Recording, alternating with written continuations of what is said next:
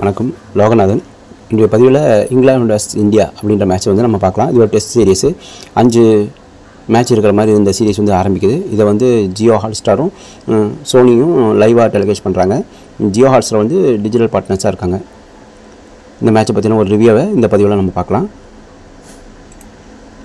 இந்தியாவில் மிகவும் எதிர்பார்க்கப்படுற ஒரு 5 டெஸ்ட் போட்டி இங்கிலாந்து கூட இந்த சுற்றுப்பயணம் வந்து ரொம்ப முக்கியமாக பார்க்கப்படுது. லீட்ஸ் ஹைடிங்கில் வந்து நடைபெறுகிறது. முதல் டெஸ்ட் போட்டி வந்து அங்கே தான் நடக்குது. இதில் இந்திய கிரிக்கெட் வீரர்களில் ஒரு புதிய சகாப்தம் அப்படின்னு சொல்லலாம். ஏன்னா இதில் வீரர் கோலி இல்லை, ரோஹித் சர்மா இல்லை, எக்ஸ்பீரியன்ஸ் வந்த அஸ்வின் இல்லை. ஸோ இவங்க யாருமே இல்லாமல் இந்த போட்டி வந்து நடக்க போகுது. இந்த போட்டியை வந்து சுப்மன் கில் வந்து தலைமை தாங்கி நடத்த போகிறாரு. இவர் 25 வயசுலேயே ஒரு இந்திய கிரிக்கெட் டெஸ்ட் போட்டிக்கான கேப்டனாக மாறுறதுல ஒரு பெரிய வியப்பாக தான் பார்க்கப்படுது. இவர் வந்து பழையபடியே ஒரு அணியை கட்டி எழுப்பது மட்டும் இல்லாமல் அந்த அணியை வெற்றி நோக்கி கொண்டு செல்வதில் இவரோட திறமை வந்து எல்லோரும் பார்க்குறதுக்காக ஆர்வமாக காத்துட்ருக்காங்க.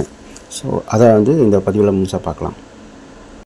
என்னடா அது, கில் வந்து ரொம்ப சின்ன வயசுலேயே போகிற அப்படி, அதுவும் இல்லாமல் அவர் வெறும் 32 மேட்ச் தான் விளையாண்டுருக்காரு, அவரோட சராசரியே வெறும் 35 கிட்ட தான் இருக்குது அப்படின்னு சொல்லி நிறைய விமர்சனங்கள் வரத்துக்குள்ள வாய்ப்புகள் நிறைய இருக்குது.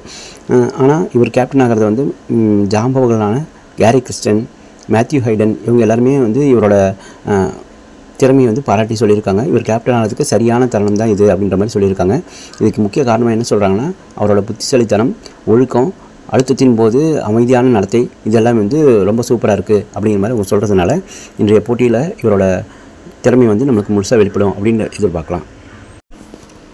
இந்திய அணியில் புதிய தலைமை, அதுவும் இல்லாமல் பேட்டிங் வரிசையில் சரியான ஆர்டர் இல்லை.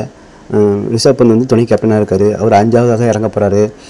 இப்போது சுப்மன் கில் வந்து எந்த இடத்துல இறங்க போகிறாரு, இதெல்லாம் ஒரு பரபரப்பாக பேசிகிட்டு இருக்கிற நேரத்தில் இந்தியாவோட பவுலிங் செட்டப் வந்து நல்லா இருக்க மாதிரி சொல்லலாம். இது பேட்டிங்கில் வந்து கேஎல் ராகுல் வந்து இருக்கார், எஸ்எஸ்வி ஜெய்ஸ்வால் இருக்காங்க. இவங்க 2 பேரும் உச்சத்தில் வந்து சிறப்பான ஆட்டத்தை வெளிப்படுத்துவாங்க அப்படின்னு எதிர்பார்க்கலாம். அதுக்கடுத்து ஆர்டரில் யார் இருப்பாங்கன்றதை பொறுத்து வந்து தான் பார்க்கணும்.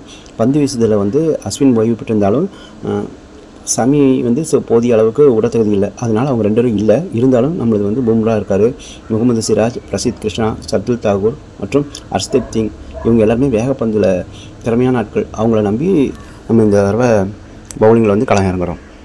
இந்திய அணி இப்படி இருக்க, ஆப்போசிட்டில் வந்து இங்கிலாந்தில் பென் ஸ்டோக்ஸ் தலைமையிலாக இங்கிலாந்து அணி வந்து களம் இறங்குது.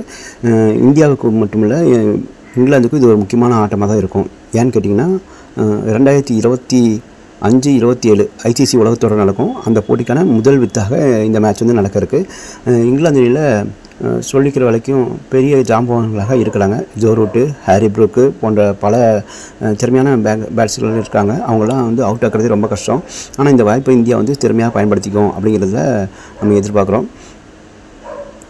இந்தியாவை பொறுத்த வரைக்கும் இந்த தொடர் வந்து வெறும் முடிவுகளை மட்டும் பொறுத்த மாதிரி இருக்காது. எதிர்காலத்திற்கான தனது அணியை வந்து உருவாக்க ஒரு முக்கியமான போட்டியாக தான் இது பார்க்கப்படுது.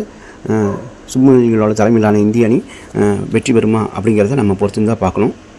இந்த கிரிக்கெட் மேட்ச்சு இங்கிலாண்டில் ஹெட்டிங்லின்ற ஒரு ஊரில் லீட்ஸில் நடக்க போகுது. இது ஆரம்பிக்கிற டைம் பார்த்திங்கன்னா 3 மணிக்கு ஆரம்பிக்கும். நமக்கு டாஸ் வந்து 2:30 மணிக்கு டாஸ் போட ஆரம்பிச்சிருவாங்க.